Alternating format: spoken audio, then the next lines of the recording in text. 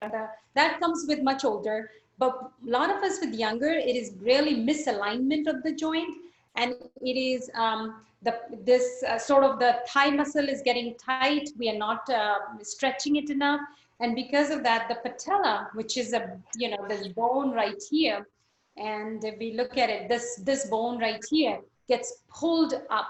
When it gets pulled up, it kind of rubs behind this top bone, and that gives a lot of pain.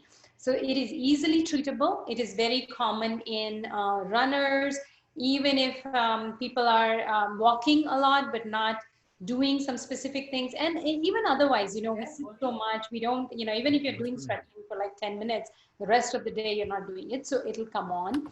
And whenever it does, we can do certain things. You may also feel it if you're climbing stairs, or sometimes coming down steps, you may feel it. So if you're feeling it that day, you can do specific massages the same day. So before it becomes where this patella bone, if you don't bring it down, within a week, then it's going to start rubbing and thin out that patella. So then you really will develop some issues with that. So I think somebody's not muted on Zoom, so please mute yourself if you're not muted. Okay, so let's begin. We will begin sitting down. First, we will do the Sukshma Kriya or the subtle yoga, which we haven't done so far. And then we will do some strengthening poses for the quads muscle. So let's go with the Sukshma Kriya or so for that, let's sit down, or the subtle yoga. Lots of diseases have Sukshma Kriya. So once I now start doing more disease-based yoga, therapeutic yoga, we will do it that way. So let's take a seat, and you can push your butt into the socket. Let's just sit up front. If this is uncomfortable, you can always take your hands just back there, because right now in the beginning, we're not really doing much with the upper body. So here, our legs are straight in front. The knees together possibly. If not, you can keep it a distance apart, but together if possible. We will do tiny flexion and extension of just the toes. So here, I'm going to take my toes and bring it up. So even just that movement, we're going to keep it up for like 10 seconds. It creates the tiny muscles around the knee are activated. And then let's curl the toes. And then we do this for like 3 times, and we do it each time, hold each flexion and extension for like 10 seconds. Let's again fan out and extend the toes. So you can be doing this even while watching TV and strengthening your knee this way. And then let's curl the toes. And let's do one last time. Let's extend the toes. Just the toes, not the ankle, just the toes. Isolate the toes. And let's curl the toes. And now let's come back to neutral position. This time we are going to do flexion and extension of the ankle now. So now, keeping the toes just in the neutral position, let's inhale and flex the ankle. So now I'm going to flex the ankle. You will feel that when you flex the ankle, this knee is going to kind of pull up. So this will pull up the knee. Keep it for 10 seconds. And then let's extend the knee as much as it will go.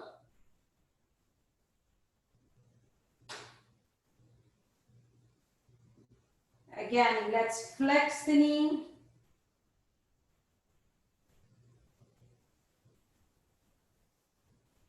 And let's extend the knee. Now here, we will continually be breathing in and out through your nose too. So bring your awareness to your breath too. Inhale, last time. Flex the ankle. Sorry, I think I might have said the knee. Ankle. Keep taking breaths gradually in and out through your nose. And extend the knee. Oh, sorry, ankle. I'm sorry, the ankle. Come back to the neutral position.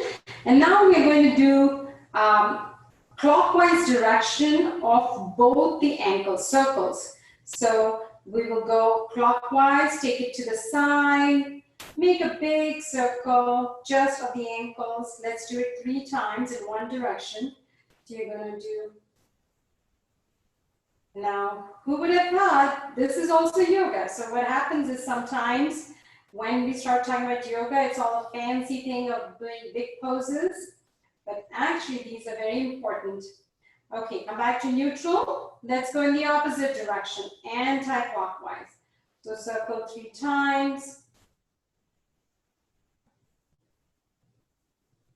And come back to the center. Now this time, what you're going to do is you're going to make a fist. So take your thumb inside, make a fist, and this fist you're going to put it underneath your knee, you know, these knees. So like in that little socket underneath, just put that in the fossa. And then we will do one leg at a time. So you're going to be sitting up a little bit up front, find that spot where you can. And now right leg raise up. So it's not going to raise up too much. So if you see from front, the right leg will raise up just a little bit. Now feel the amount of strength that your kneecap is using. So it's actually the kneecap comes up, the quads are getting engaged, and rest. Let's do it with the left one. So inhale, raise the left heel up, flex the foot. So flex the ankle. So it just raises up a little bit. And bring it down. Let's do it again with the right one. Inhale and raise it up, and then flex the ankle. So you will feel your quads engaging, your kneecap pulling up. So this is strengthening. Down. Let's do it with the left one. So raise up and flex the foot. So a lot of the knee pain comes from misalignment, from patella moving, pull too much to the right, to the left. So we're going to get to all of that. And down. That's the last time. Raise the right leg up, flex the right ankle, and bring it down. Last one on the left. Raise the left heel, flex the foot, and bring it down. This time, let's bend the right knee. We're going to hold behind the right knee. Once you hold behind the right knee, sit up tall. Inhale, raise the right leg up. So whether it's, you know, getting raised, it doesn't matter how much you're raising. So raise, flex the foot.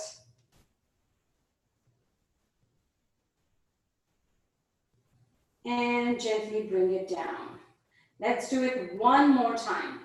Inhale and raise the right leg up. Flex the foot. And gently bring it down. This time we're gonna do the same motion, but we're gonna bicycle it. So you're gonna inhale, raise the right leg up, and then you're gonna make bicycle motion. So 1, 2, and 3 in one direction. Let's reverse this. 1, 2, and 3. And lower it down. Let's flex the left ankle. Hold behind the left ankle. I'm getting warmed up already. Inhale. Raise the left heel up. Leg as straight as it can be, but it don't have to be totally straight. Just let's stay there. And plant the foot down. Again, raise it up. Sometimes these yoga, Sukshma Kriya, is very boring for the people. So that's why they like to do, they want to do the fancy stuff, which has become popular, but this is very important. You can even teach it to your parents. Now let's bicycle. So inhale, raise the leg up, and then let's do it one direction. 3 times. And then in the opposite direction. Sometimes I can do big, sometimes I do small. Okay, so that's pretty much what we will do with the Sukshma Kriya. And then we will do the other poses which are required for strengthening the leg and alignment. I will also teach you some things that during yoga can hurt the knee, and that's why we want to, so I want to tell you when actually while doing yoga you end up injuring the knee or twisting the knee, and then you have pain later. So let's all stand up. I'm going to turn on the oil. I am going to also teach you some massage, and for that I'll teach you how I do it. There is this candle warmer that you can buy at Target or anything like that. It's an electric warmer because you don't want to warm the oil in the microwave. It changes the molecular structure of the oil. So for massage, I have this, and I keep it in the bedroom or wherever, and then, you know, I'm just going to put my oil on there to be warmed up by the time we start doing it. So let's stand up now, and let's come to the top of the mat. We are going to do certain exercises which are very helpful, and you can start adding them more to your daily practice. So let's bring either you can keep the toes together, touching each other, with the heels a little bit apart. If you're not comfortable with that, you can always keep it a little bit hip distance apart. So let's begin here. Inhale, arms overhead. Exhale, let's dive down. We're going to do a couple of warm-ups. Inhale, halfway lift.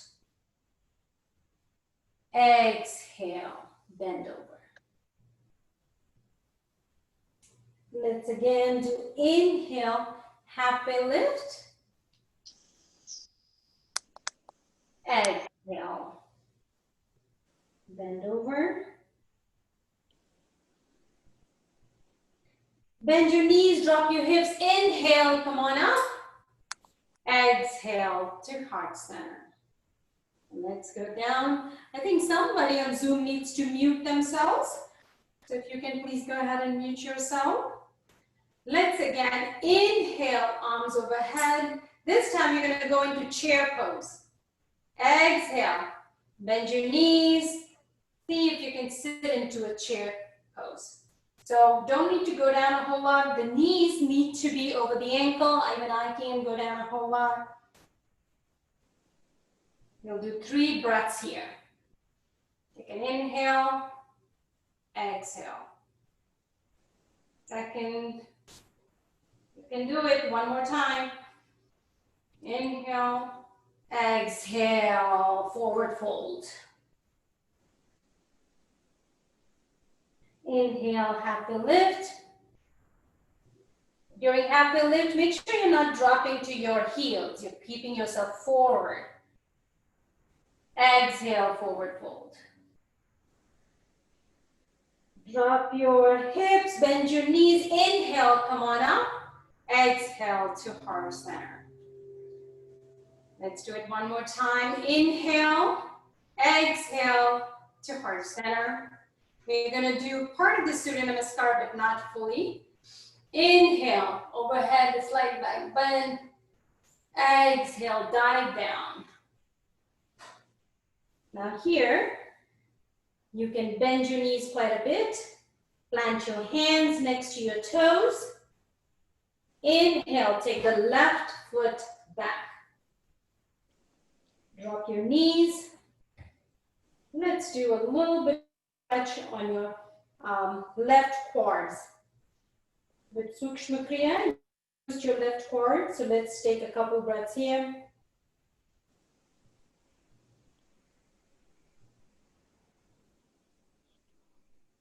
Curl your toes again. Inhale.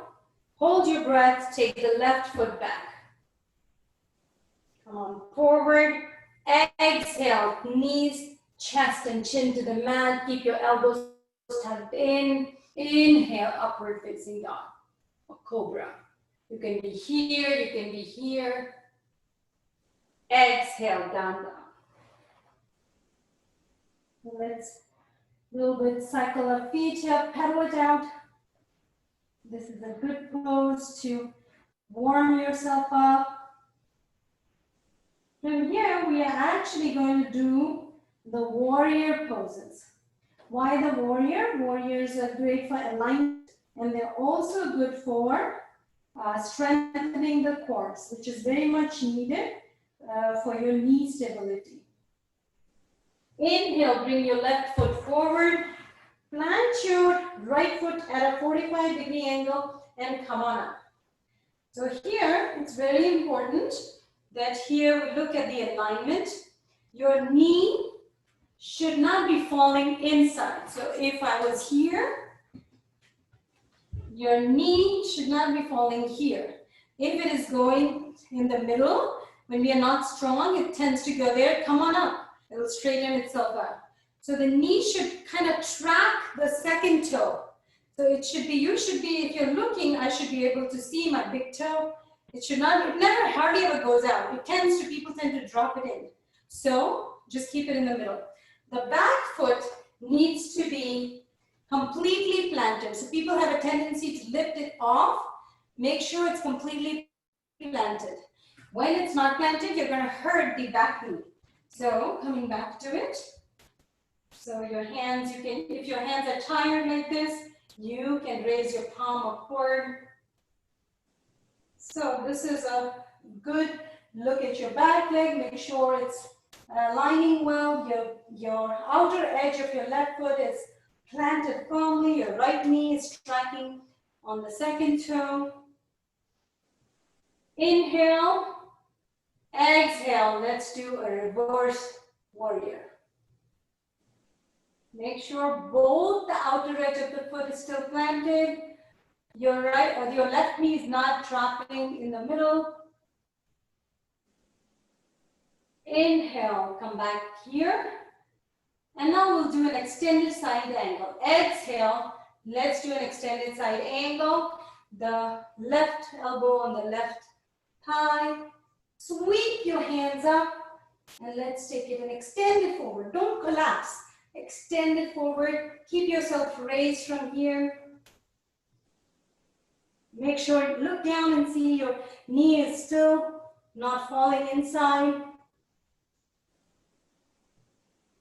Inhale, come back up. And now we will do turn to warrior one. So in warrior one, you're going to shift a little bit. You're going to take the back leg a little bit wider. So when I was here, so that was one line. Then when I come forward, I take this leg a little towards the side. I move this leg, so I widen the stance. Now, this is where people end up doing wrong. If your stance is not wide enough, and your left foot is not kind of looking towards the front, it can be 100% front. Then when you shift your pelvis forward, you tend to twist the back knee. So it is very important. If you do not have the motion in your pelvis, you will actually have to do high lunge. So here's what I'll tell you. So you go into warrior one. You're going to make sure the left knee is still tracking on the left second toe. The right foot is kind of pointing forward. It's a wide stance. Your hip is rotated forward. If you feel like your back knee is getting twisted, just come on your tippy toes. So the back foot then comes on the tippy toes and this becomes a high lunge. So sometimes this protects the knee. You can take your arms overhead. If I go back, I'm going to go like this. Big inhale. Exhale. Let's bring our hands down. And let's take a left foot back down facing dog. Walk pedal your knees. Drop your chest, lift your hips up. Make sure your downward facing dog is looking good. And with your next inhale, bring the left foot forward, drop your right knee. So now we are having this low lunge on the right quads. So basically now you're getting a stretch on the right quads. Make sure you get a good stretch. Curl your toes, inhale. Exhale, bring the right foot forward. So now you're in a forward bend. Bend your knees to be there. So don't lock your knees. A little bit bend is good actually. Inhale, halfway lift. Exhale, forward fold. Bend your knees, drop your hips. Inhale, come on up. Exhale to heart center.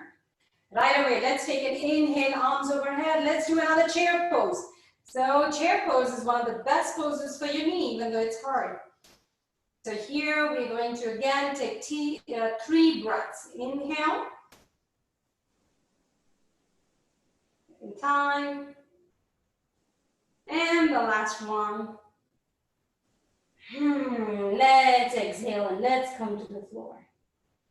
Inhale, halfway lift. Exhale, forward fold. Bend your knees, drop your hips. Inhale, arms overhead. Exhale to heart center.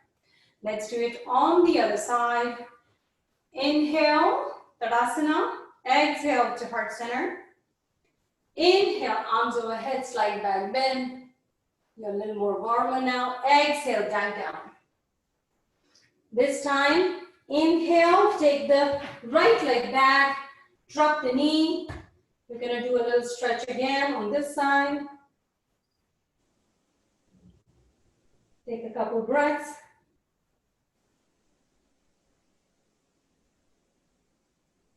With your next inhale, curl your toes. Inhale, hold your breath. Take the left foot back. Bring your body forward a little bit. Exhale, drop your knees, chest and chin. Keep your elbows hugged. Flatten your foot. Inhale, upward facing dog. Take a couple breaths here. Curl your toes. Exhale, downward facing dog. Now pedal your knees again. And we're going to do now everything that we did on the other side. Warrior 2 and then warrior 1. So inhale, bring the right foot forward. Plant your left foot at 45 degrees. Come on up. Again, let's track it. So the right knee, make sure it's tracking on the second toe. You can look at your great toe. Left foot is planted firmly. The outer edge is what you're more worried about. So plant it firmly. Arms straight, if it's available. If you don't like your arms, you can even put it behind your back and in the back, so you're kind of opening up your chest.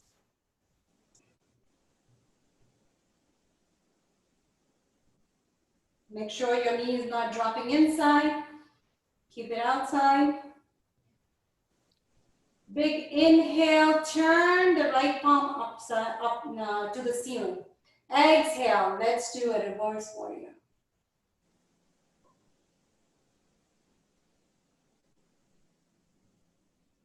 Make sure you're still planted firmly. Inhale, come on up. Exhale, extended side angle. The extended side angle can look like this. Some people are even able to drop it to the floor. It's up to you. Again, make sure the outer edge is still planted. You can even take this left hand behind you, keeping this over the thigh. I'm making sure it's keeping it open. I'm not letting it drop inside. Inhale, come on up. And then we'll do the warrior 1. So now you're going to take the left foot stance a little wider. The left toes are pointing a little forward, and you will rotate the pelvis forward and inhale arm overhead. If this is uncomfortable, come on your tippy toes. This is your high lunge. So instead of trying to push it where you can do it, just come like this. Again, make sure your your knee, right knee is not falling inward. So I'm teaching you this, but you can continue every day in your yoga practice. So if I was here, big inhale, exhale. Let's take the hands down and let's go into downward facing dog. My oil is having a nice smell there. Seems pretty warm now. Let's pedal our knees. Great. With your next inhale, bring your right foot forward, drop your left knee, flatten your foot, low lunge.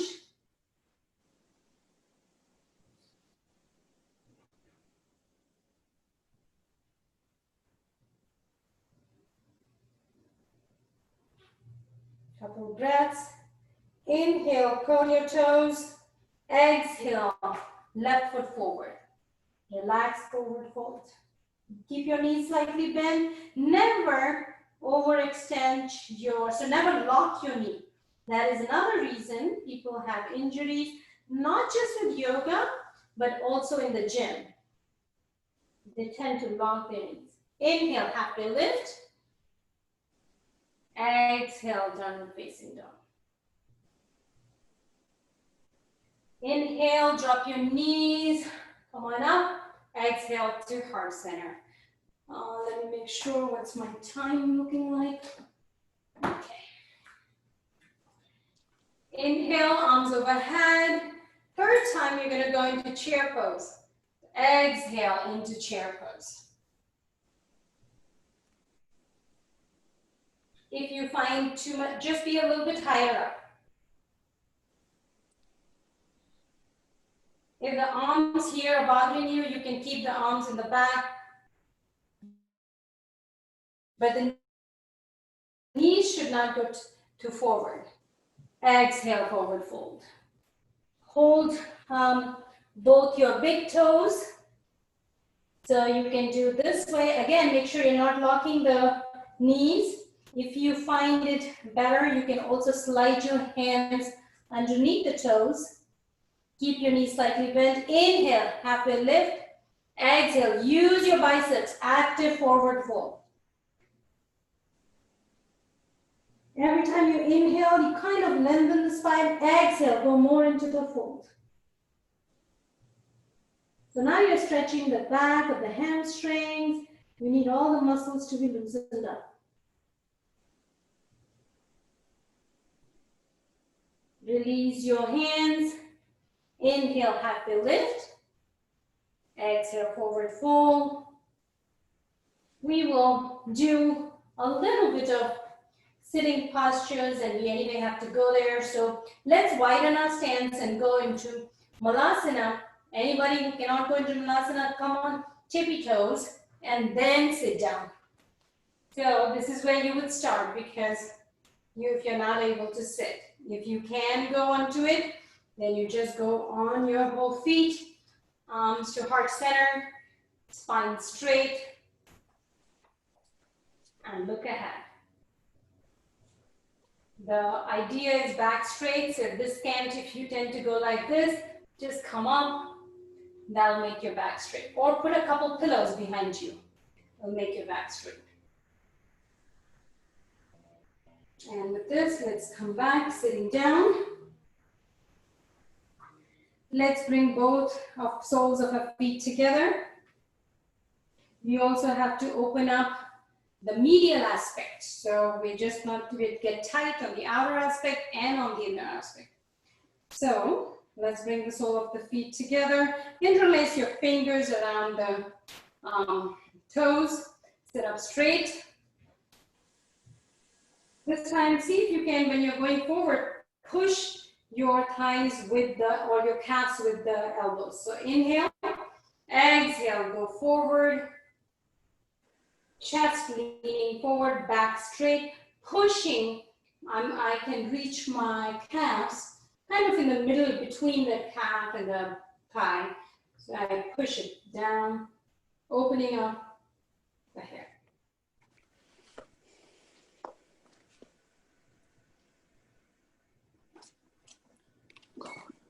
Inhale, come on up.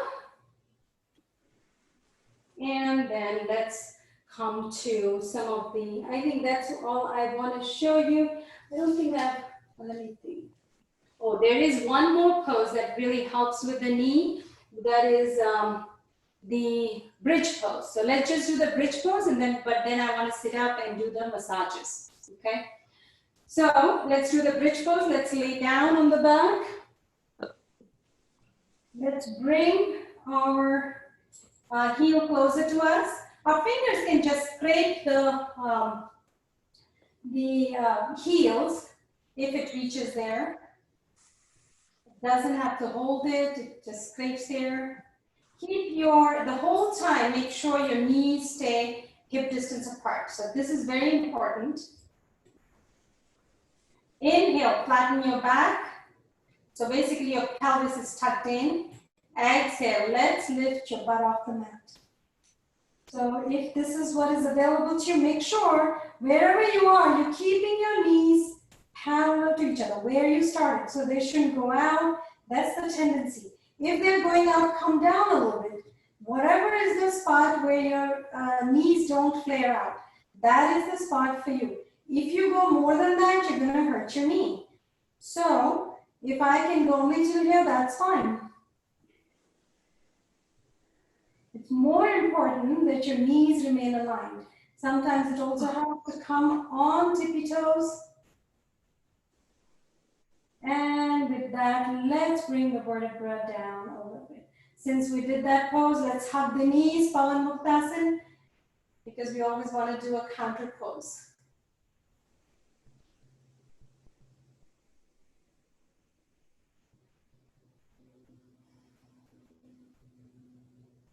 Okay, with that, I would like to sit down and teach you some of the massages. Massage is very, very helpful for any joint pain.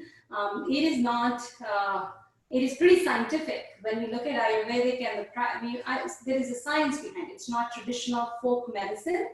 There is a science. I cannot go into all the science behind it, but I find that there is, every, medicinal, these are all medicinal oils. Every oil or every food can be medicinal if we understand how it works. So the oil that we most beneficial for your joints is either you can use mustard oil or sesame oil is very good for a joint massage. So you can use mustard oil where you can just use plain mustard oil. That is what I'm using today. Or you can use, little mustard oil with methi seeds or fenugreek seeds in it and heat it up a little bit. So fenugreek is also very warming and very calming for the joints. So it kind of gives the moisture. So the hot warm oil gives heat and moisture to the joint, which is what we need because what we end up lacking is some moisture. So I'm going to bring the camera just a little bit closer. Now, the reason, if you guys have some oil, you can, get some oil. If not, that's fine. We will just, you just learn some of the strokes. And then when you have the need, you can always. So this is my oil. It's already very warm. I'm going to turn it up. Not going to use too much oil because I don't want everything to get spoiled. But basically, you will expose your knee. I tend to do this in front of TV. Just take a tiny little oil. One now. And then first I'm just going to apply it. Now this is what I wanted to talk to you about. This is the patella bone. See how movable it is. So feel your patella. Just pick up your patella and feel. It should be completely loose up there. If it is stuck, so a lot of people, so don't flex your foot. Your foot is just loose. So this patella, if it's not moving completely, you are somewhere, some of the muscles have tightened up. So you're going to move this patella. And so what I do is you will take these muscles, this is quads, and then there is these tendons here, and there's the fascia over the tendon. They have become tightened, and if my patella is pulled up, which is for a lot of people with walking and running, or even doing sometimes Pilates and I'm going to take this muscle and I'm going to take it down. So even if now don't have to have oil. You can also, sometimes when I'm sitting in front of TV or something, I do it without oil because I'm not going to wait for the oil. So see if you can start doing that.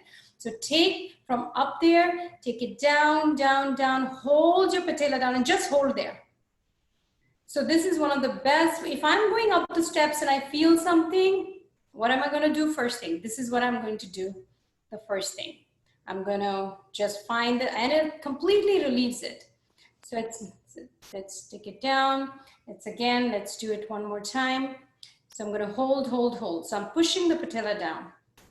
Even if you go for physical therapy, this is one of them that they will tape the patella. They'll take up, there is a PT, physical therapy tape. They'll take the patella and basically tape it down.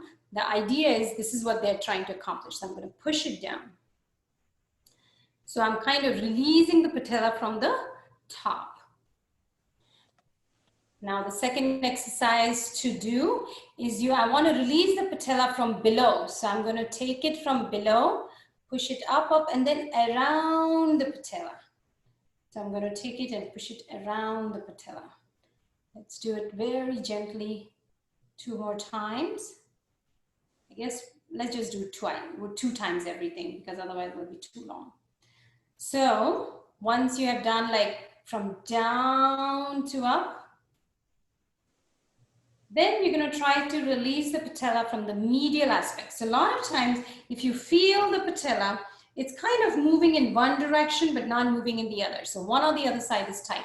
So you're going to take both your hands and you can start from below and kind of massage, do circular motions and release. Sometimes you can even find a spot that's very tight. So your fascia has become tighter. So you're going to release that fascia. So whether you do it this way or you take both your hands and do circular motions around it. So for me, I don't have pain here now, but when I wasn't well aligned in my yoga, I would get pain. I wouldn't understand why.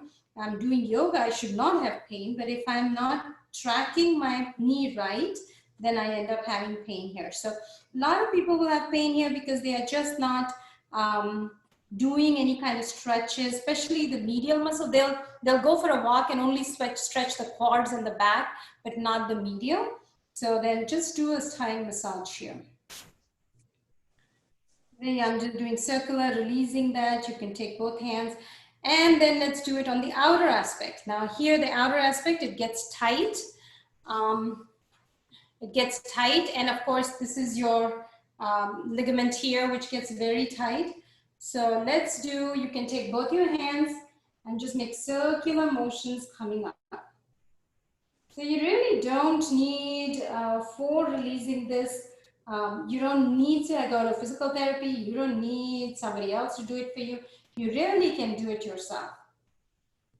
So sometimes you'll find certain people are tight. You will find yourself tight on one spot, like I can find a spot here, just rub the spot. So we are releasing the fascia. So there is something called muscle. Muscle attaches to the bone with a tendon. And then there's this slimy sheath over it. When you're eating chicken, that slimy sheath that you pull over the meat, that's the fascia. Fascia, when it gets tight, it takes longer. That's why we use foam rollers or we use, so this is one thing. Some people will also do, so this is where you're basically releasing it from all sides. Feel your joint, it will feel a little looser, and that is all we want. So if you had if nothing else, I would just sit and push it down, and while doing it, you can release it. So this is very important. Of course, we are not, do you guys want to do it on the other side? We can. Hey, let's see how much time we have. If you don't have the time, we have a little time. So if you want, let's do it on the other. This one I will do without any oil. So you know that it can be done without the oil. Oil is therapy. So right now I'm not having any pain, so I don't need the therapy. So I'm just going to, even the fact that I'm doing dry massage, I'm creating heat. So I'm going to push it down and hold it there. Push it down and hold it there. If it's dry, it feels good. Imagine what it will feel if you apply the oil. Now let's take both the hands and let's take it from below and come on up. My son got injured with left knee pain last year. He was in crutches for a while and all his x-rays, MRI were negative. So they were saying, well, he's got nothing, but his pain was so bad. He was on muscle relaxant and pain medication, nothing was working. And then eventually I thought, you know what, let me just try mustard oil massage. And I did that for like 4 or 5 days and his pain completely went away. So this kid who was going every day to school with crutches was running around and did his track. So it is very, very therapeutic. So it's treatment. It's not just pokey, it's not just folk medicine. Now let's go on the medial aspect and do some massages on the medial aspect.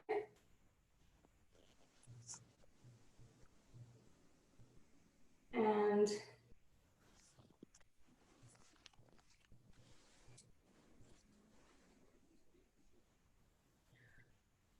once you do it on the medial aspect, you can go on the lateral aspect and let's do it on the lateral. Lateral means the outer aspect. If one hand you want to rest in the back and that makes you stable. I seem to have more spot on the outer aspect. I'll use a little hot oil there. It is also a good one to do before you sleep. So I'm going, I keep this candle warmer in the bedroom or in the bathroom, and then if I need it, the oil is just warmed up, and before going to sleep, you can just massage yourself a little bit. If you're having pain, if you're not having any pain, then that's fine. You don't have to do it, but it is always good for the joint to get some oil from the outside. So it does get absorbed. Skin is that's why we tend to have, if you're using anything on the skin, for example, you're using all kind of chemicals to clean your bathroom, that not just through inhalation, but also through touch, the toxins go in your body. Skin is the biggest surface of absorption, so it will absorb through the body. So once you, now the other spot that sometimes bothers in people, there is a spot, anserine bursitis it's called. It's right on the medial aspect, so on the inside, it's a little bit lower. So you can massage your anserine bursitis too. So anserine bursitis is a diagnosis that when this bursa, there's a bursa there, it gets inflamed from walking. Then you can also extend this massage onto your shin if you have been walking, especially uphill, and you're feeling some sort of a muscle aches and pains. So it always helps. So that's that with that. I also wanted to go over then, I have written it down too, but if you guys want to, you can always listen in the video, but certain Ayurvedic tips, so by Ayurvedic we say that if there is joint pain, so your vata is increased, so there is there are 3 doshas, or our constitution is made up of 3 doshas, the vata, pitta and kapha. And when the vata is increased, which is more of the air and ether element, then you have more of joint pains. So we do different things. Vata is very drying and very cold. That's why we do warming stuff. So one of the biggest thing you can do is warm water. So if you drink, people who drink cold water, iced tea, iced drinks, Pepsi, any kind of those drinks, or even just plain ice water, or even cold milk, they will have tendency for more joint pains. So the first thing you want to do is start having warm liquids. Warm water, even in this weather, warm water, and I'm not talking about hot water, but warm water all day long, especially if you're having joint pain, then you want to make sure you are doing that. It is good anyway because it improves your lymphatic drainage, but especially if you're having joint pain, then switch over to warm water for the time being, so that you can get that better. The other aspect you can do is add herbal teas to your diet. They're also very, very effective. There is a tea, you can even Google it, it's called CCF tea. It is, CCF stands for cumin, coriander, and fennel.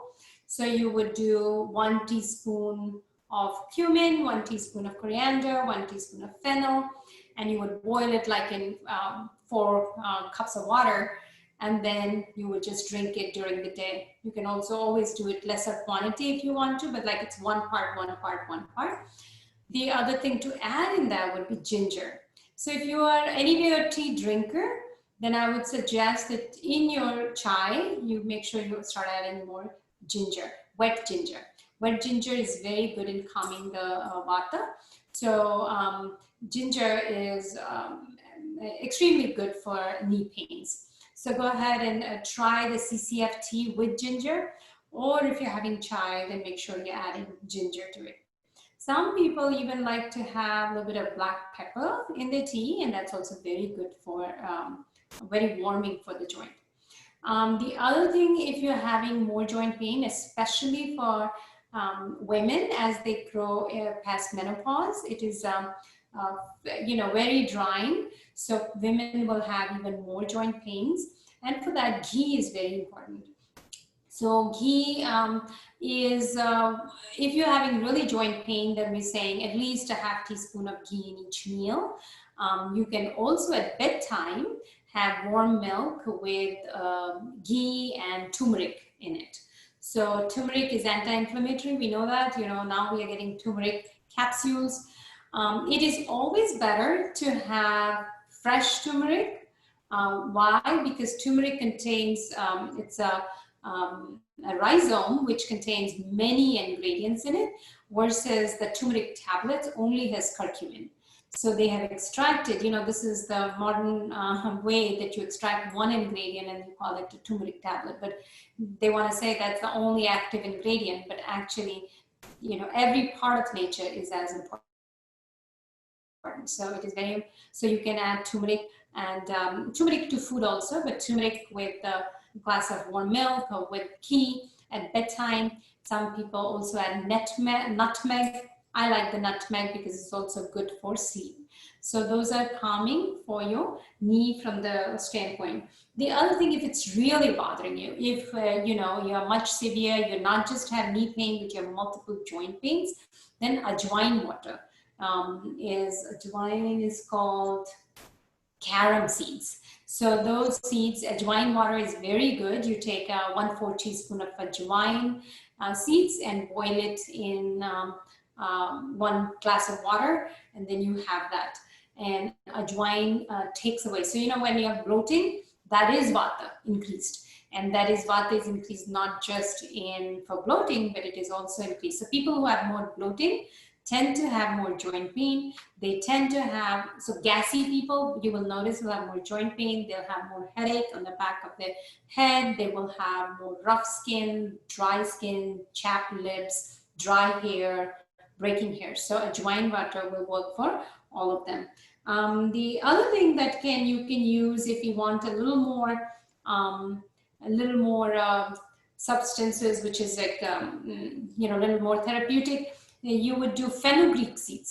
So you would take 1 part shunti or dry ginger powder, and you would take 1 part fenugreek seeds and 1 part turmeric, and then you boil it in water and then have it twice a day. So that's very good for you. I think that is what I have for you today. If anyone has any more questions on that. Now, in terms of vegetables, gas-producing vegetables, so nightshade plants have been known to cause more joint pain. So whether it's eggplants and other nightshade plants, you want to watch for that. Also, if beans and all are causing you more problem, then use hing. When you soak your chana, or you soak any of the overnight when you're soaking, soak it in water, but you also soak it in hing or asafoetida. So asafoetida is very good for, again, warming. So using for such people who have joint pains, using asafoetida in diet becomes very important. A lot of lentils and beans, people are getting very bloated these days with it. So make sure you're using asafoetida while soaking, and or when you are after soaking in the morning, you're throwing that water and then replacing that water. You don't use that water because that water will take out some of the stuff that is not good for you. And then you, even you're cooking also, you're putting asafoetida in there. So that is another thing that will work very well. Fruits, you can pretty much have a lot of fruits. Sweet fruits will be better. Sour fruits will increase more, so like oranges will tend to increase more joint pains. So having more sweet fruits are, like right now the season of mango, you can have your, well done mango. So it's not like the kacha, not that kind of raw mango, but really so those are good for you. That's about what I have. Like you can have a lot of, especially at postmenopausal, if you're having joint pains, or even younger people, like my son, he has joint pain, he refuses to change his ice cream and cookies. So then, of course, he has to suffer more. But if he did, then instead, if he did warm vegetable soups at night, that would be fine. Kind of those kind of things are better for you. So if you were, instead of having cold salads, if you do even saute the salad, so it is so much better if you saute the salad and a little bit of oil. So that is better, especially if you're having joint pain. So those are my things with joint pains, especially with your knee pains, massages, Sukshma Kriya, and the other. Anybody has any questions on that? We are at 7:54. If not, we can also do some of the breathing exercises, pranayam. The best pranayam, because again, we create more body heat, it is good for your, it's good for your joint pains. The breathing exercises that can work really well for your joint pain is Ujjayi breath and Brahmari and Anulom Vilom. So Anulom Vilom, we know that. For Brahmari, we can do a little bit of Brahmari today. There's only 5 minutes left. So we can do a little Brahmari. So if you want, we can sit for Brahmari. You might already, some people might know it, but basically it's the honeybee sound. So you are going to take your thumbs and you're going to plant it here on the medial aspect. So this is that little bone here. I'm going to plant it right in front. So we're closing both the earlobes. Then you're going to place the index finger on the forehead. You're going to place the middle finger right here. You place the ring finger underneath the eyes, and then the last finger in the cheek. You're going to take an inhale. I'll show it to you one time. Inhale. Then you'll do the kumbhak. So you'll say, sort of, if I inhale for a breath of 4, I'm going to hold for a breath of 4. And when I exhale, I'm going to make a B sound.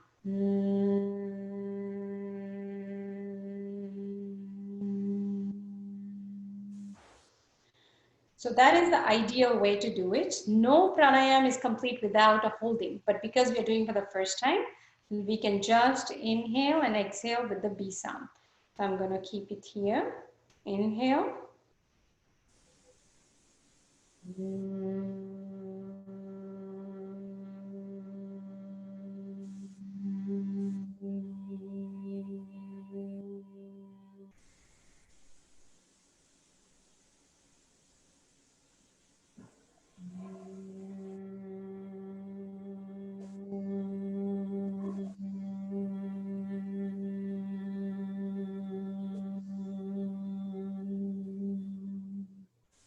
Let's do it 3 more times.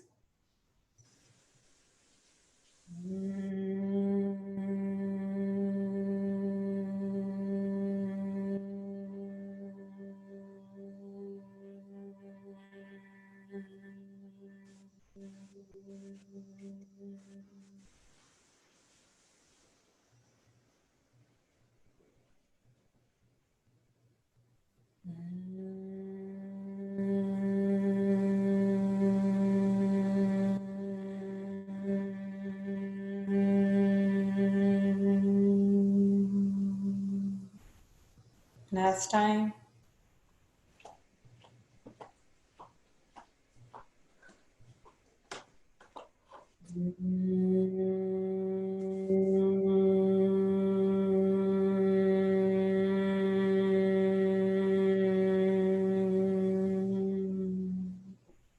Bring your hands down.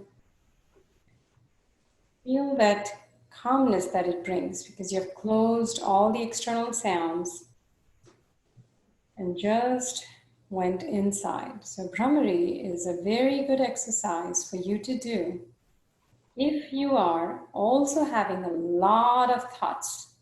If you are getting anxious, if you cannot, you sit down for meditation and you say, I cannot meditate, don't worry about it. Do like 10 rounds of Brahmari and Anulom Vilom. While doing Anulom Vilom, your mind may go here and there, but by doing Brahmari, it really can't go anywhere. You're just involved in your B sound. So it is a very good sound to calm your mind. Even during 5 times, I feel very calm. So that's it for today as far as yogasana for joint pain, especially knee pain. And so with that, we will be doing now Bhagavad Gita. Let me move my table.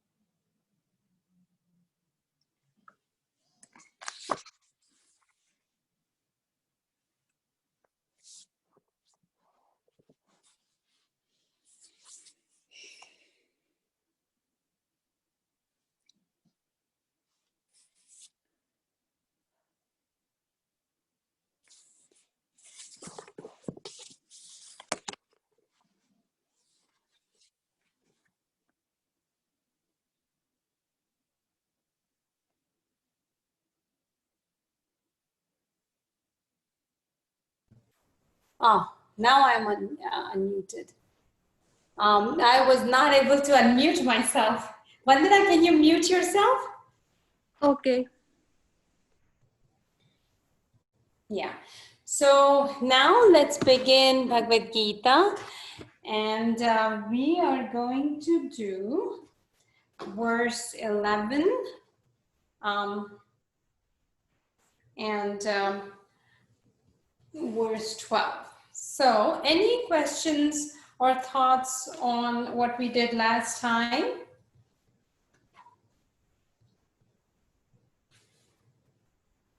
If not, let's begin with chapter 3, verse 11. So, Surendarji, you want to go? Oh.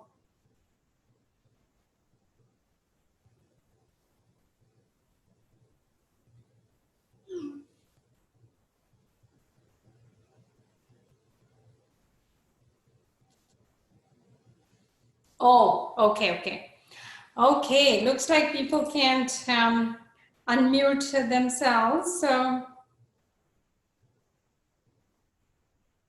let me ask them.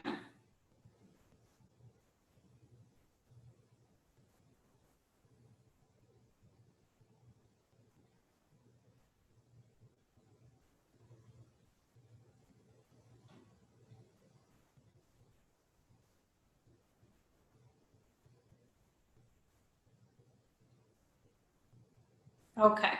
Well, looks like they're going to take a little time. I'm good. Oh, you can now? Okay. Then, Oh, okay, go ahead. Okay, go ahead. so 11. Through sacrifice, you cherish the gods, devas, and they cherish you. Thus, loving one another, you reap the very highest. After giving the way of sacrifice, he says, come on, if you do this, the devas, the divine things will be happy with your sacrifice. So offer everything to the divine beings, and in their turn, let them bless you. In this way, you are helping each other. Here the devas need not literally mean some beings up there. All are divine. When you sacrifice your life and do things for others' sake, the others in return will do the same for you. Their goodwill is always present. As Thiruvalluvar says in Thirukukural, if a person has decided to stay away from killing to eat, he will not kill. He will not eat meat. Neither does he kill, nor does he eat what is killed by others. Such a person will be worshipped by all the creatures of the world. They will simply love him, praise and worship him. Even a wild dog will wag his tail at such a person, sensing he is non-violent. You haven't caused violence to any animal. They know that. Don't think that only we have modern scientific communication. The plant and animal kingdoms have their own communication media. If you have saved the life of an animal somewhere, and if you come across another animal who may not be of the same species, it will express its gratitude. Yes, you saved my brother. I know I got the message. If you sacrifice for others, then all the souls will appreciate your sacrifice and bless you. Thus, ultimately, you will reap the supreme blessing. Yeah. So let's, go a little deeper and try to understand this verse. This is the first verse where the word Dev will come in. So far, so what does this mean? Are we now talking religion? So let's go there. So, Devan bhaviyat anena. Te deva bhavyantuvaha. So, Devan bhaviyat. Bhaviyat means sustain, or when we do something in alignment. Anen means by the sacrificial attitude. So, by the sacrificial attitude, when we sustain or when we please or when we prosper these Devan, so we will go much into these Devan. Who are these Deva that we are with our sacrifice are pleasing? Te deva bhavyantu vaha. Vaha means you. So when you, by those sacrificial attitude, please the deva, te mean those deva bhavyantu. They are pleased or they will nourish you. So when you nourish them, they nourish you. Parasparam bhavyanta. Parasparam means mutual, one another. When you do this mutual bhavyanta, when you do this mutual sustenance, mutual alignment, mutual pleasing, mutual nourishing, Shreya Param Avakya Sat. So Shreya. So if you remember, the Shreya means is the good. We talked about there's Preya and there's Shreya. Arjun had asked in the beginning of the third chapter that, you know, the second verse of the third chapter, he had said that, you know, you are really confusing my mind, right? So tell me one path, which is Shreya Aham Apnuyam. So I mean, which is the path, which is the good for me? What is good for me? Tell me.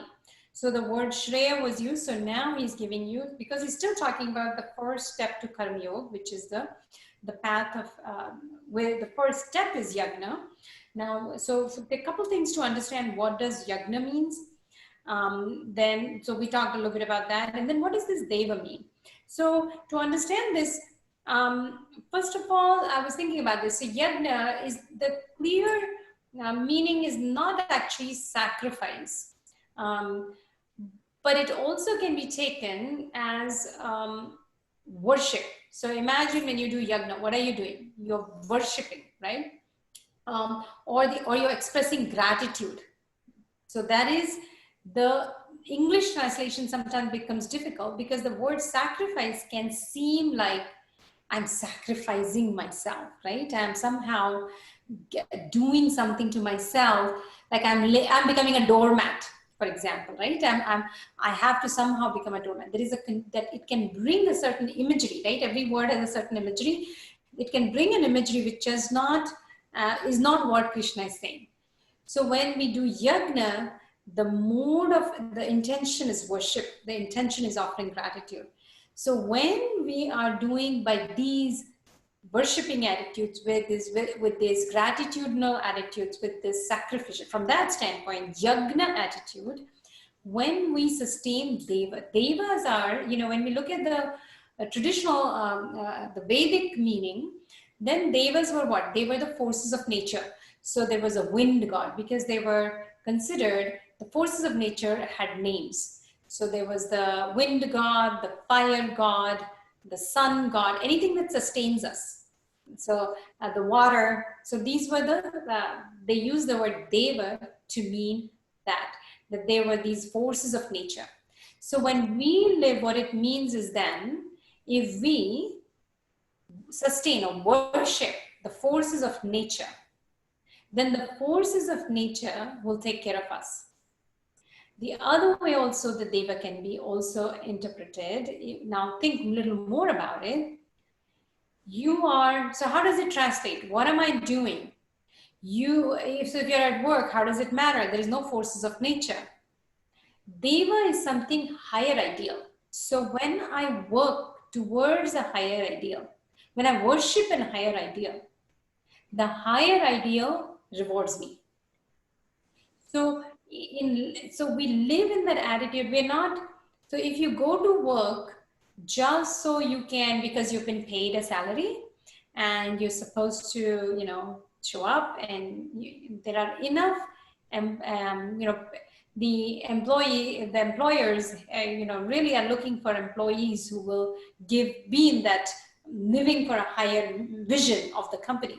But there's so many employees that are not able to do that. But they're wanting the rewards, but they don't know how to live, because they're going to work with the attitude, what can I get out of it?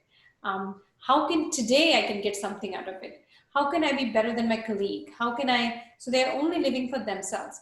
But if we work in a job situation, if we translate this in a job situation, if we work for higher ideal, the higher ideal will reward you. So I am going to work with the attitude of yagna, which is the attitude of worship to the higher ideal, deva. The deva will reward me. So the higher ideal will nourish me. In the end, I will get the acknowledgement and the money, the bonus, but actually I am not working for that. I am working for the higher idea. Same way you can think if you're an entrepreneur. If you are focused on the bottom line alone, then you are not going to last too long. But if you are focused to the higher ideal of customer service, how do I help my customer the best?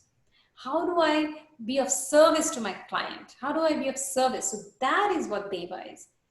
If you go even one step further, the Deva is within us and within you, right?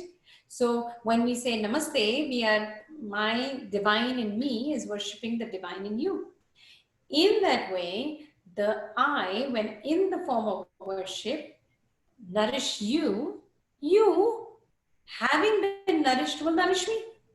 In this mutual nourishment, the highest Shreya, Param means the highest, Avapsya shall be achieved. The highest good, not what is prayer, what is your immediate good, not what is good for your ego, not what is good for your senses, but the highest good will be achieved when you sacrifice yourself or when you offer yourself for the higher ideal.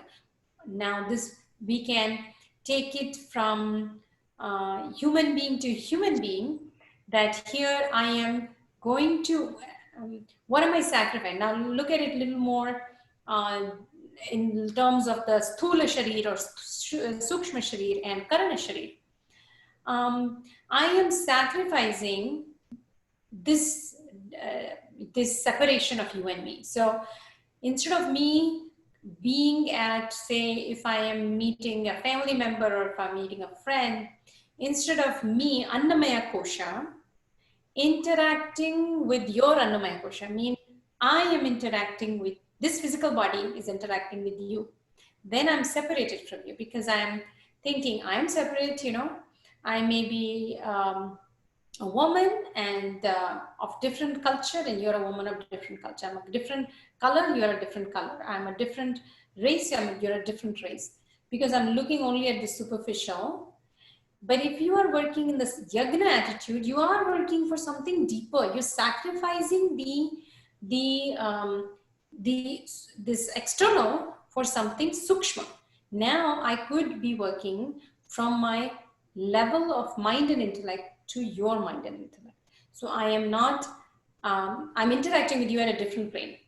And then I could go further, drop that plane also. And in the sacrificial mode, I drop my physical plane, I drop my Sukshma Sharir, and I am operating, I'm talking to you, but I'm operating from my bliss body and without you even knowing, accessing your bliss body.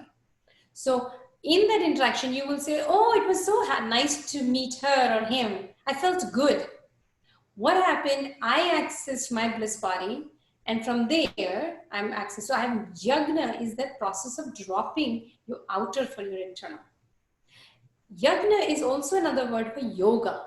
So yoga, another word for yoga is yagna, which means sacrificing your outer being for your inner being. That is the whole yoga practice, is you're sacrificing one layer for the next layer. So you could also look at it if I were doing it diagrammatically. The Devan is one level higher than where you are today. So if you are at the level of, if you are at the level of senses today, you can consider dropping your level of senses and going, which is, you know, your senses are connected to your manas, your ego, which is your ahankar, and your mundane mind, everyday mind. This is what is controlling, right? Your senses. You are going to drop this, and instead you're going to operate from the level of your wisdom, which is your, this is your wisdom body, the intellect. Eventually you will, so every time you, instead of you saying, you know, if you're feeling you're in a bad mood, what do? You know what you're saying is wrong, but you still spit it out to your spouse. You don't want to do it, but it's just burning you and you just have to say it. Once you say it, then you're like, oh, I know what I said was wrong. I know you're not always like this, but I just had to get it out. What are we doing? Our senses were operating, something triggered it, and the mundane mind and the ego we are operating. Yagna means in that You're going to drop it from that level and go to one higher level, which is your wisdom, which means you're going to say, you know what? I really want to say that, but I'm going to hold on and sleep over it. Maybe I'm going to just meditate for 10 minutes over it. Maybe I'm going to listen to something. Maybe I'm just going to not say it this time. Because you develop your sanskar like this, right? Once we say it, next time, this saying will deposit as a memory in your chitta. That is your sanskar. Every time some thought comes, you vomit it out and then you apologize and then another sanskar. So if you have to break the sanskar, how do you break it? You at some point have to tell you, okay, I'm dropping it. This is the yagna practice. Now you go to your wisdom. Then the wisdom, once you start operating from the wisdom, your output will, next morning you will wake up with a lot more, you'll be like, okay, no, I do, this is my sanskar. I tend to always vomit it out, but on second thought, no, that's not what he actually, or she is not actually meaning that. You drop that. Gradually your chitta, you drop your intellect and you operate where your chitta becomes more and more pure. Eventually you drop that and go to your Atman, your individual soul. And from Atman, then, you go to the universal intelligence and the higher connecting. So yagna is dropping the lower for the higher. We ourselves, it's very hard, right? If you're at work and somebody said something nasty, you want to right away react. Yagna is the practice of holding it and operating from a higher level. So when you will do from that, it will reward you. And because you will operate from that, the nature will reward you, and that is for your highest good. If you operate from this only, this is prayer, which is the immediate pleasure. There is something called prayer, and then there is something called Shreya, your higher good. Arjun is asking for the higher good. Some people may say, I don't even care. I am happy just vomiting it out. Somebody says something, you know what? I give my opinion. So I'm going to say whatever I want to say. This is my nature. I'm speaking the truth. We know people do that, or we may have done it sometimes. That is like operating from your senses right away, right? Your motor senses wants to vomit it out. Some people want to hit somebody. That's you using your arms. You can be hearing and then vomiting it out. So there are different ways you vomit, right? Through your mouth, through your punches, through your attitude. So all that we are using, that's the prayer method. But Arjuna and we are Arjuns, we are wanting to learn what is higher good for us. And for higher good, we have to sacrifice something. We have to sacrifice our ego, or sacrifice our senses a little bit. And it is a practice. It's not going to happen in one day. You're going to find yourself caught up in that situation. And then you're going to be like, okay, just this one last time, I'm going to react. And then you're dropping it. So that is what he means by deva. So if you go into sometimes Bhagavad Gita is irrelevant if you just take it as literally some deva sitting up there, because at the end of the day, those are all images that we have created, right? And in that image creation, if we don't understand the deeper meaning, we have what are there? Then you're just living in your imaginary world. But actually, this is the higher meaning. There is so this is what I wanted to say about this verse. The Shreya word is very important.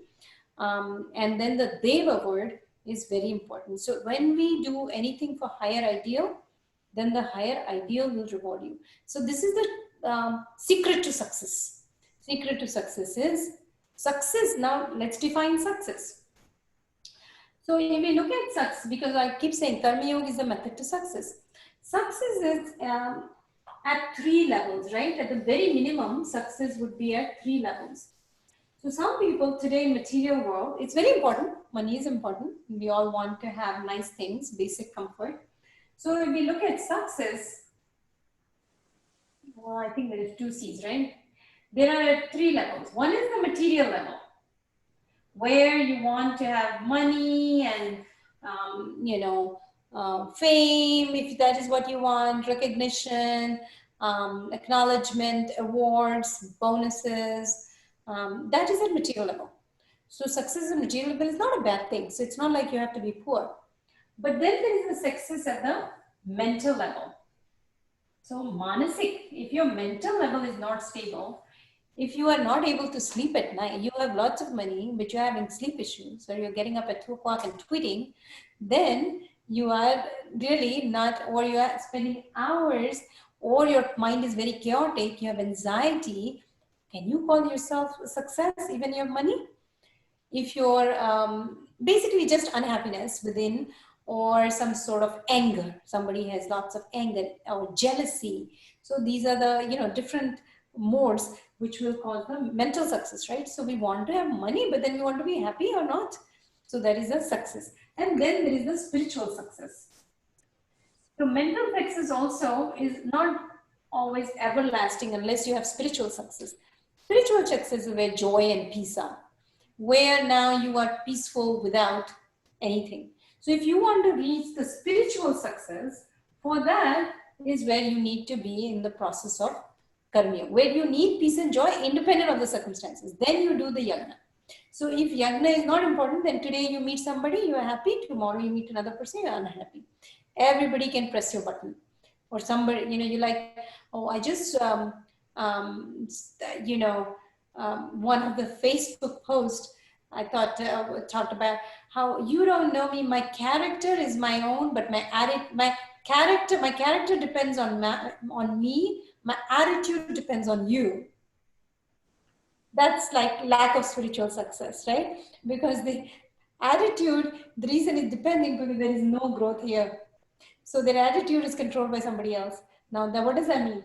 If their attitude is controlled by somebody else, then they're going to be unhappy when they're coming home from a party today. Everybody was good to them, so they were happy. Then even one person acted bad.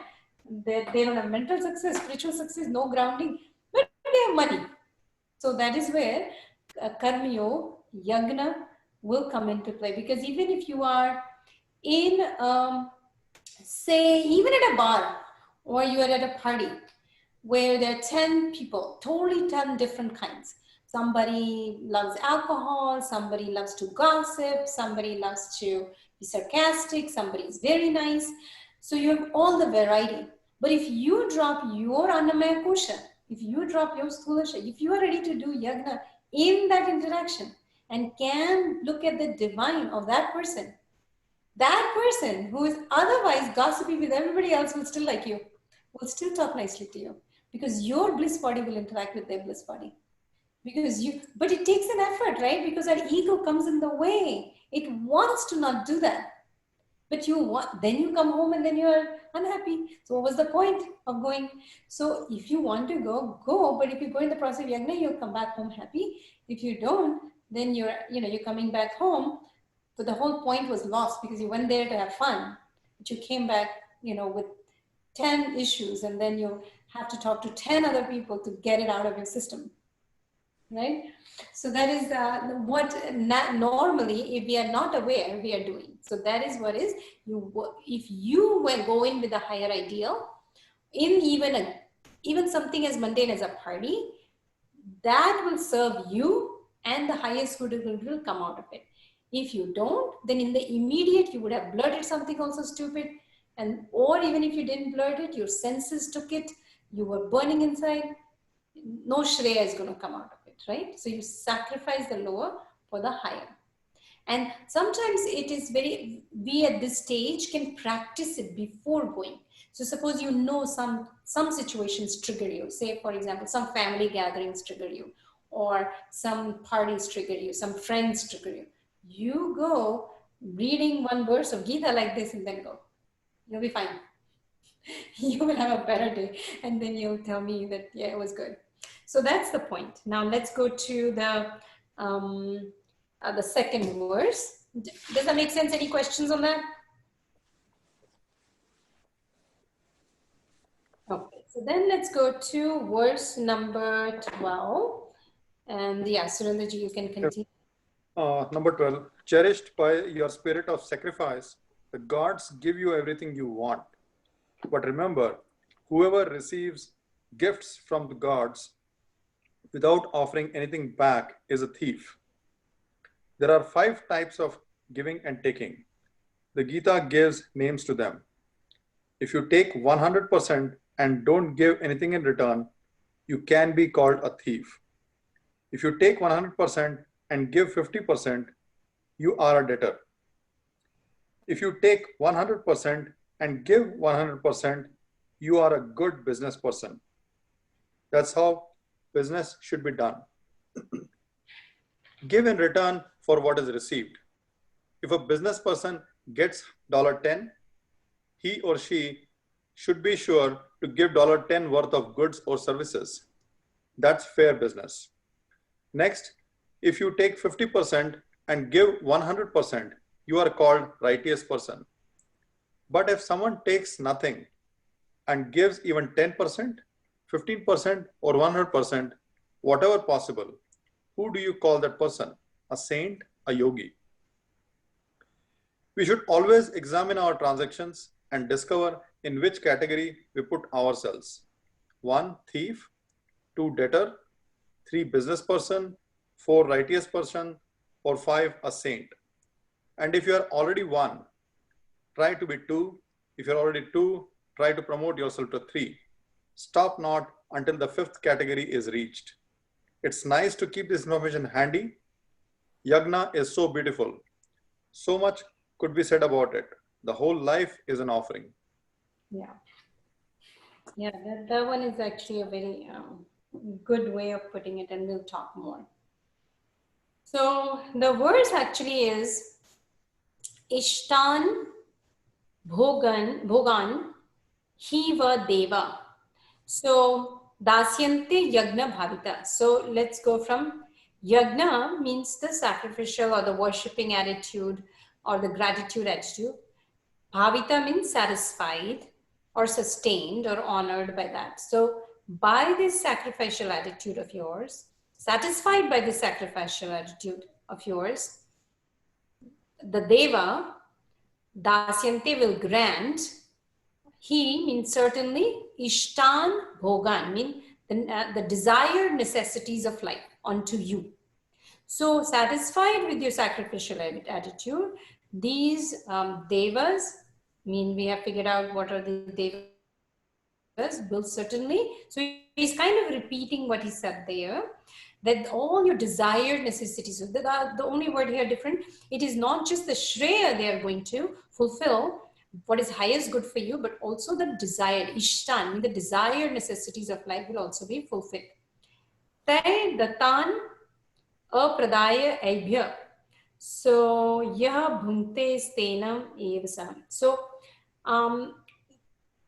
things that are, that these things that have been granted to you, if you buy them, but if you take them without offering it anything, and you enjoy them, so bhunte, if you enjoy, he who enjoys, yah bhunte, mean he who enjoys them without offering, without a pradayam, then Krishna is very clear, he calls him stenaha, thief. Eva saha, that person is verily a thief. So if you enjoy the desired necessities without offering, that person is a thief. So this is also first time he's again been very clearly telling you. Stena word is also important. Everybody likes to talk about yoga, either they're doing yoga. First of all, the word is actually, let's correct it, the word is actually yoga. So yoga is not even a word, the word is yoga. Yoga, when you English transliteration, like we said, if you write in Hindi, it is yoga. It was never, there's no word like yoga. And yoga, which is in Hindi, when you do an English ga is an English transliteration. So ga in English is written as GA. But if it was yoga, then English transliteration means there was a society, a European society that figured out how do we turn Sanskrit into English? Because there are more alphabets in Sanskrit than in English. So how do you make it? So they said if any alphabet has an R element to it, we will do Y, O, G, A, and we will do a this diacritic mark, it's called, over it. So if it were any word is written with this line on top, A, if A is written a line on top, then we say it as A, but yoga is written like this, so it's actually yoga. Because if you take this out, because in Sanskrit or Hindi, there are 3 types of ga, right? There is ga, half ga. So basically that's what it is. Every alphabet, English translation, this is ga, but then there is ga, and then there is ga, right? So that half in a sentence would be E, the ga would be G-A with a diacritic mark, and ga would be G-A. So yoga. So this yoga that we are so much now talking about in, has spread to the West and wonderfully spread to the West. But anytime you talk of yoga, there are 8 limbs of yoga, right? So in the 8 limbs, the first very limb is yama, right? What is yama? Yama are the rules of social conduct. So before you even get to asana, is the yama. So right here in this verse, Krishna is introducing one of the first yamas of yoga. So because that's why the biggest book of yoga philosophy is Gita, Bhagavad Gita. So he's going to introduce pretty much everything. So yoga, there are 8 limbs of yoga. The first one, the 8 limbs, Ashtanga yoga. So what is the purpose of the 8 limbs? It is the ultimate purpose is samadhi. Samadhi means the ultimate union that you can have, or the ultimate self-realization you can have. To reach there, the 8 limbs. The first very limb is yama. Yama means the rules of social conduct or universal laws. So what are the yama? The yama is what we will not go into other limbs. Asana is the 3rd limb. So we did the asana. Then we also did some of the pranayam. And pranayam, which is the breathing exercise for a prana, your life energy. Ayam means expansion of life energy. So you get more expansive. That is the pranayam. So the first limb is yama. Yama, the very first in that is ahimsa. So when ahimsa does not means no harming alone. So it's not like non-violence. Non-violence is a half truth of ahimsa. Ahimsa is not just a negative absence of violence, but it is also positive giving of love. So ahimsa is Mahatma Gandhi talked about ahimsa. And that's how how he applied it. That it is not a negative absence of harming, but also a positive giving of love. That does not mean you suppress to the enemy or the evildoer, but you actually use all your power of love against his will. So that is ahimsa.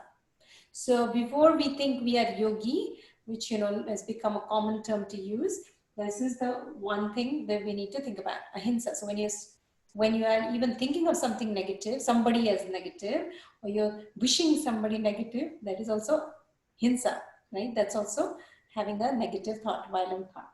Or if you say you're not giving positive love to everyone, that can also come in ahimsa. The second one is satya, which is speaking the truth. And in truth, you have to be careful. Truth is not at the expense of ahimsa. So I'm not going to kadava sacha, the bitter truth. I speak the truth. So no matter what, so I'm going to do hinsa in the process of telling the truth. I'm only speaking the truth. Whatever is truth is what I say. Sachi bol rahe hain, usme hum kya kar rahe hain? That kind of language. So that is the very important aspect of yoga. So if you are expecting an internal growth, then think about these things. Ahimsa, satya. Third one is asteya. And that is where the word stena is coming from. Asteya is non-stealing, steya. So now in this one he said, If you are taking but not giving in return, then you are a thief.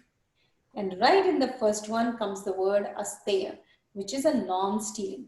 Non-stealing is not just actual literal meaning of stealing, but using something for purpose other than the universe intended it for.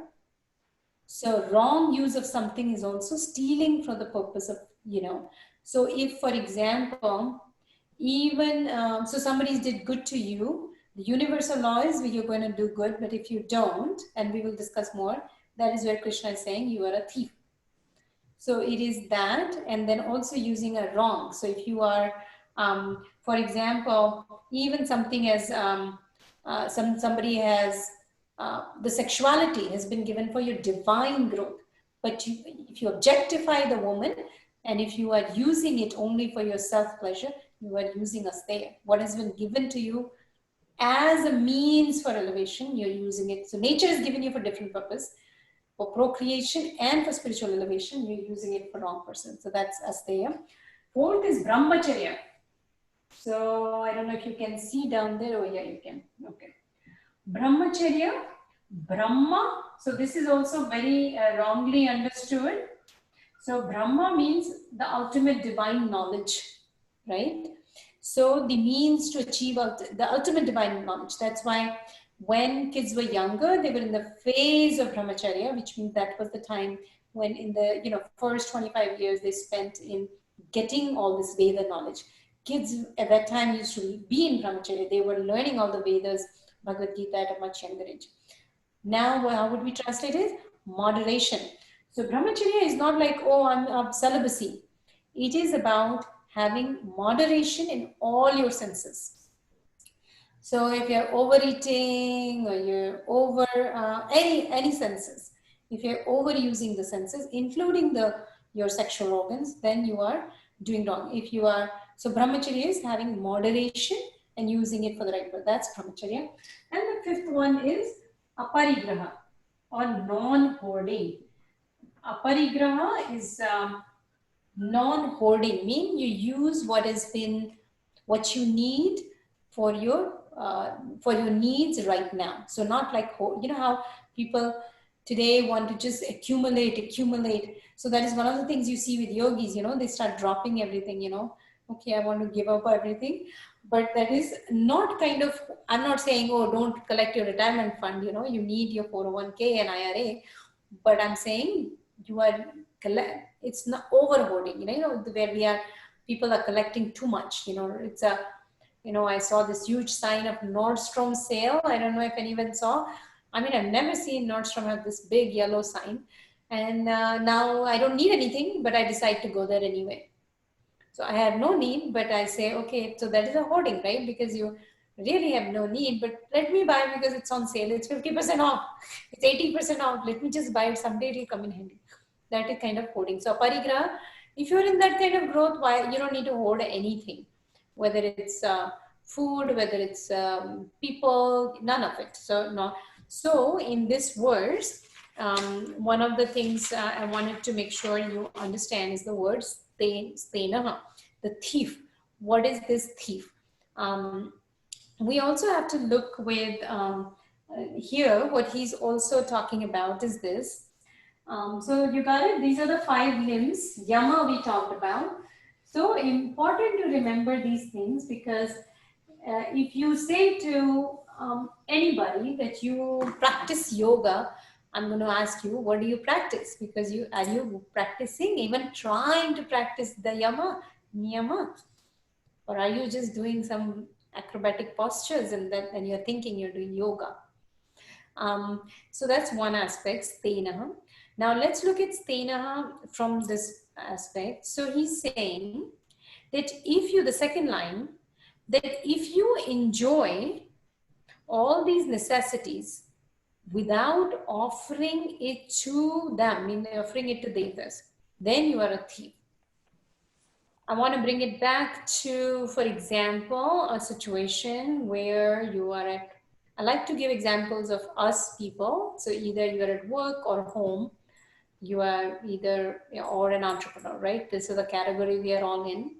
So if you're at work and you're getting a salary, so if you're getting a salary, which is what you are getting something, but in return, you don't give you 100%.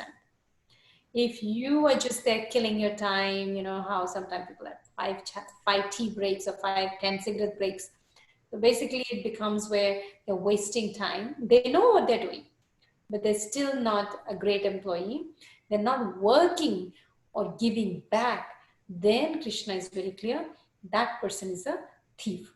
So whatever responsibility you are going above and beyond or not, that is one way. Or even in spouse, and suppose one spouse is devoted to the other spouse, so yagna, so one spouse is doing for the other spouse in the spirit of yagna, but the other spouse is not giving back the same mode of, they are operating from completely selfish mode, then that person is a thief. So in a relationship also, one can be a thief if one person is giving. So if suppose one is doing karma yoga, mean one is working in that mode of it, they have dropped their own selfish reasons, where they have dropped their own sometimes annamaya kosha needs or whatever, and they're really doing it in the service, and the other person is just routine. It's not like they're doing anything bad. They suppose the wife is operating from a spirit of, first of all, the wife needs to examine if she's really operating from the spirit of karma yoga, or is she also just resenting and doing, what she has to do. So suppose the wife is truly doing in the spirit of karma yoga, and the husband is earning money. He's doing karma, right? He's earning money. She's a homemaker, but he comes home and he's not in gratitude to her.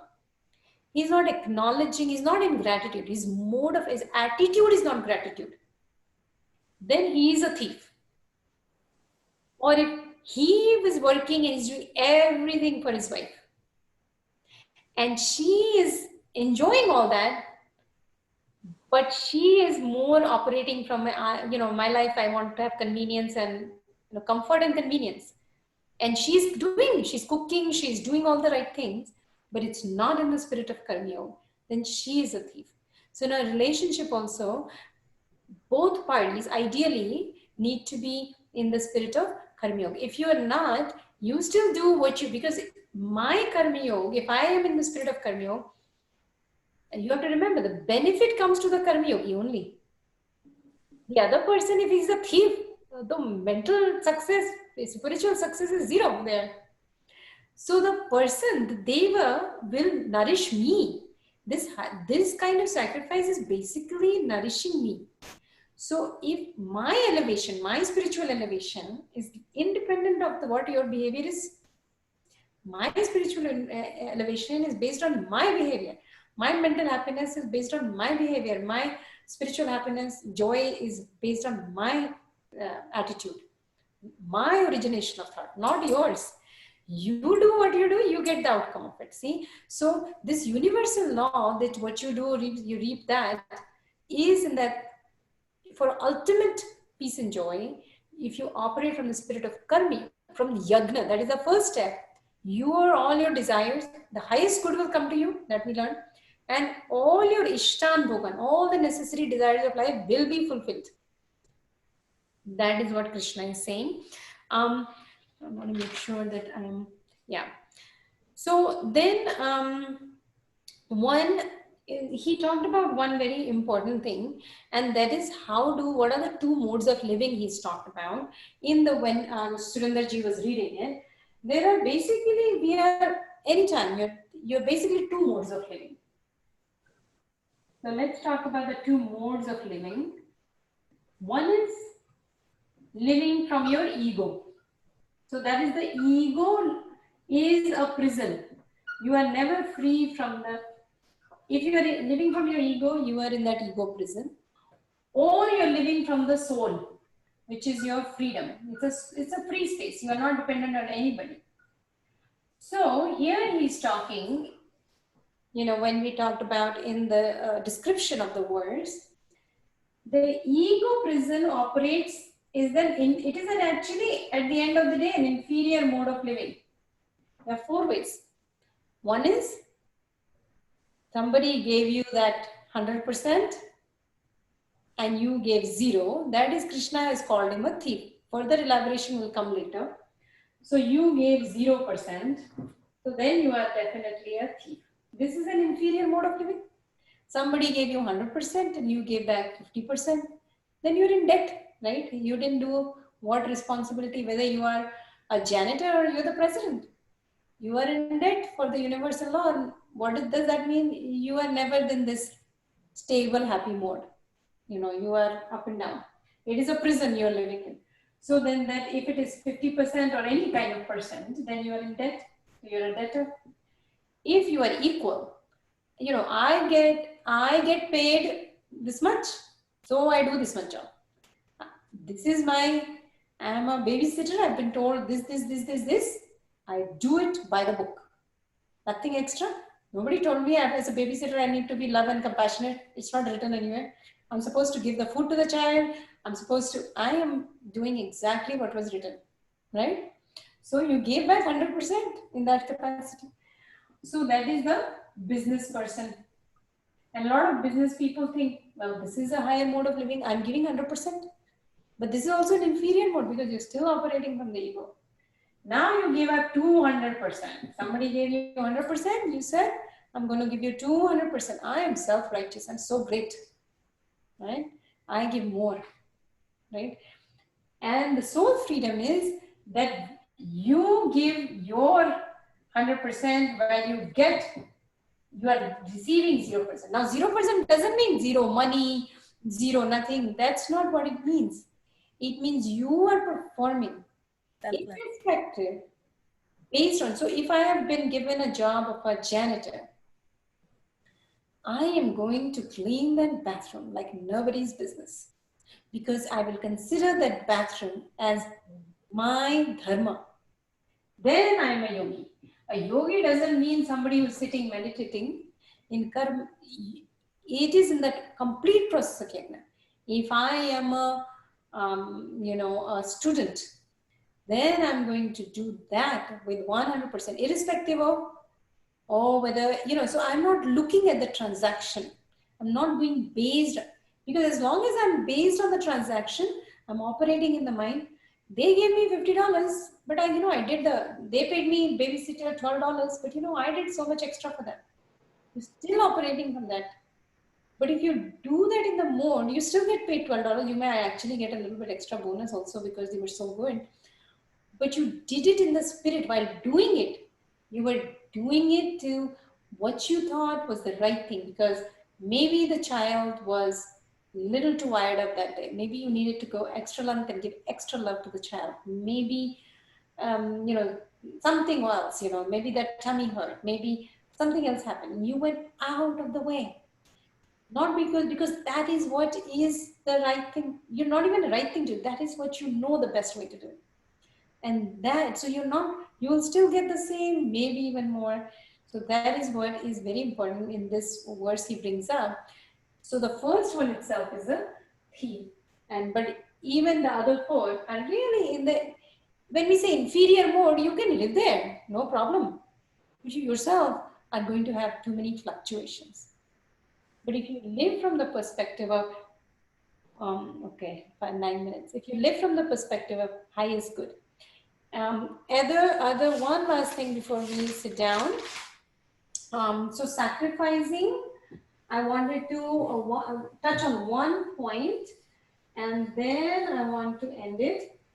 Yagna means sacrificing your external for the deeper, right? So if you are if you are volunteering somewhere,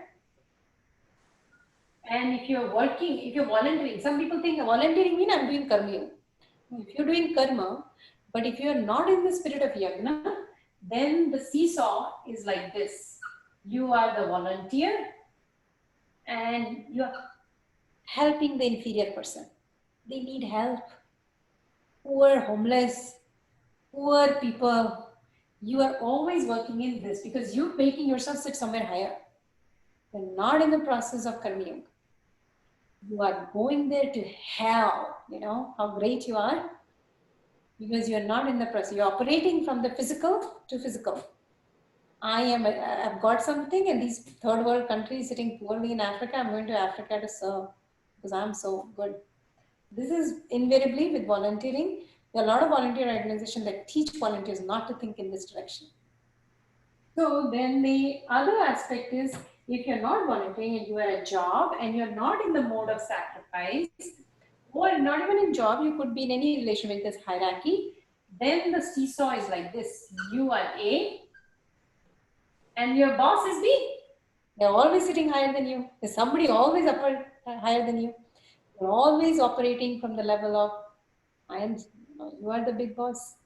So it is never going to be a position you will reach where you are the supreme.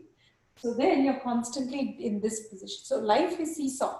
But if you are in the mode of, if you are ready to sacrifice your Annamaya Kosha, and then you're ready to sacrifice your Pranamaya Kosha, your Manomaya Kosha, your Vijnanamaya Kosha, or the Sukshma Sharira, and then you are operating, say, from the bliss body, even just there, you're not even going to Atman.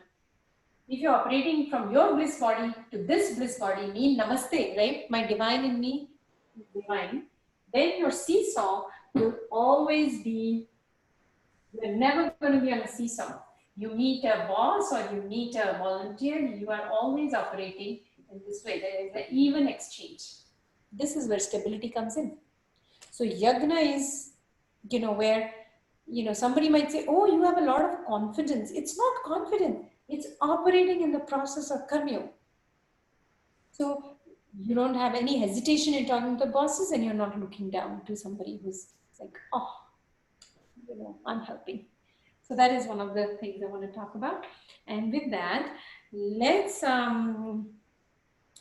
I think that's all I had. Any thoughts, any comments? If not, then we do need to do the Anulom Vilom. Anulom Vilom, yeah. Can you discuss now or after doing this? Anulom Vilom we'll discuss. Yeah, so 9 o'clock we have to get done with this. So okay. What we do is, if we can stay on the Zoom call after that, and we will stop the transmission for Bharatakan. So we can stay if there is a question related to this, you can ask. If there's a question beyond this, then we can discuss it. Do you have a question related to this? No, related to this, I have. I don't have any questions. Okay. Okay. So then let's finish the Anulom Vilom, and then we will just stay online and then stay on the Zoom. Okay. Okay. So for Anulom Vilom, we will sit in comfortable position, and then you are going to breathe first from your left nostril, and then you're going to hold, and then breathe out from the right nostril, and then you're going to hold. For right now, we have been doing count of 7. 7 in, 7 hold, 7 out, 7 hold. So Purak, Kumbhak, Rechak, and Kumbhak. So if you cannot do 7, do 2, do 4, do 5, whatever. But right now we have been doing equal. So you can begin. I'm going to mute myself so everybody.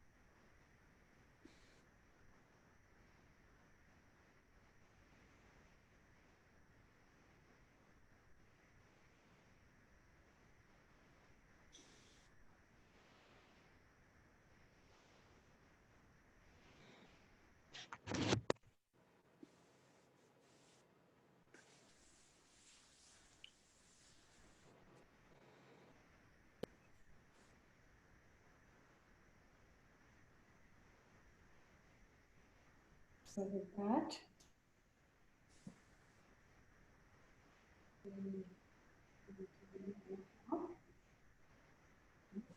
we will bring our yoga